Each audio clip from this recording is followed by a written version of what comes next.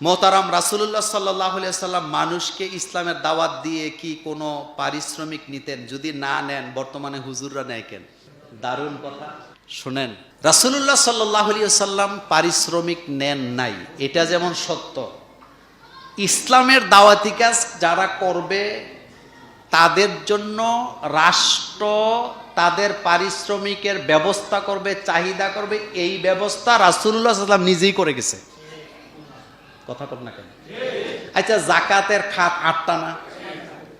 তা 8টার মধ্যে যারা জাকাত বন্টন করবে, কর্মচারী জাকাত বোর্ডের, তাদের বেতনের কথা বোধহয় নাই? বেতনের কথা আছে নি? ওয়াল আমিলিনা আলাই, জাকাতের বোর্ডের কর্মচারী যারা, কর্মকর্তা কর্মচারী, তাদের বেতনটাও কি এখান থেকে দিবা?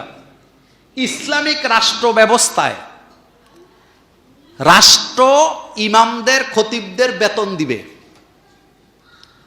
রাষ্ট্র যদি ইমাম আর খতিবদের বেতন দিত, তাইলে আমাদের দেশের মসজিদে যারা কমিটি আছে তাদের খানা, কথা কন না কেন? আসরের পরে আর হুজুররে নিয়ে মিটিং করে মাগরিবের পরে বাতিল করার সুযোগ নাই। প্রভাবশালী লোক মনে করেন কাশেম ভাইয়ের লগে ইমামের দ্বন্দ্ব হইল জোহরের পরে, ক্ষমতা আছে দেখে তো আসরের পরে বিদায় করে দেয়, এমন না ব্যাপারটা? কথা কন না কেন? যেখানে ইসলাম আছে, ইসলাম প্রত্যেক দাওয়াতি কাজের ব্যক্তিকে পারিশ্রমিক দিবে তার সংসার চালাবার জন্য। আমাদের দেশে এটা আছে না? তো না থাকার কারণে এটা এমন হয়েছে। না বুঝার কি হইল? পারিশ্রমিক আপনি কাউকেই দেন না। আমাদেরকে কি পারিশ্রমিক দেন আপনি? একটা লোক, এই যে ইমাম সাহেব, আপনি তারে কয় টাকা দেন? আপনি তার ডিউটি হিসাব করলে আপনি দেখেন তো।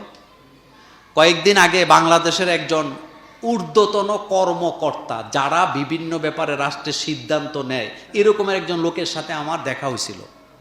একসাথে অনেকক্ষণ ছিলাম। তিনি বলেছেন, নাম বলবো না, তিনি বলেছেন, এই যে রাষ্ট্রের বড় বড় মানুষগুলো আপনারা দেখেন, এই লোকগুলা যদি কাজ করত, রাষ্ট্র অনেক আগে যেত। কিন্তু হয় না কেন জানেন?